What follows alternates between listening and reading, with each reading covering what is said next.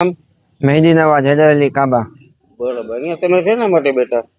અહીંયા અમે અત્યારે એક ફાળાનું આયોજન કરવા માટે બેઠા છીએ.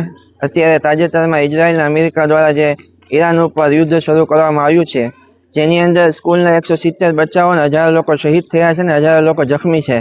ઈરાને વર્ષોથી આપણા સુધી સારા સંબંધો સાચવ્યા છે ને ઇન્સાનિયતના નાતે અમે અહીંયા એક નાનું એવું ફાળાનું આયોજન કરેલું છે. આ ફાળો અમે મેડિકલ હેલ્પ માટે ઈરાન એમ્બેસી ઓફ ઈરાન દિલ્હીથી દ્વારા અમે ઈરાન હેલ્પ તરીકે મોકલશું.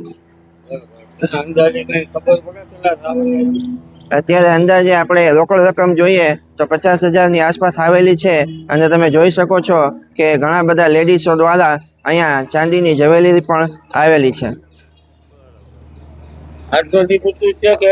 અત્યારે અમે આજનો પૂરતો રાખ્યું છે, પરંતુ જો કોઈને ગમે ત્યારે એમ્બેસી ઓફ ઈરાનનું બારકોડ છે તેના દ્વારા તે સ્કેન કરીને પણ સહાય કરી શકે છે. અને તમે જોઈ શકો છો કે દિલ્હીમાં જે આપણી એમ્બેસી ઓફ ઈરાન છે એ એમ્બેસી ઓફ ઈરાનમાં ડાયરેક્ટ નેટ બેન્કિંગ દ્વારા પણ પૈસા મોકલી શકે છે.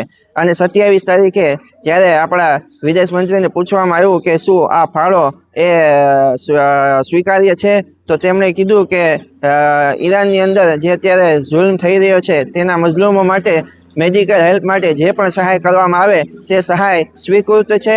અને એમ્બેસી ઓફ ઈરાન જે દિલ્હીમાં છે તો આપણા દેશના અધિકારીઓ તેના ઉપર ઓડિટ કરે છે અને તેની સહાય યોગ્ય જગ્યાએ થાય છે કે નહીં તેની ચકાસણી કરવામાં આવે છે.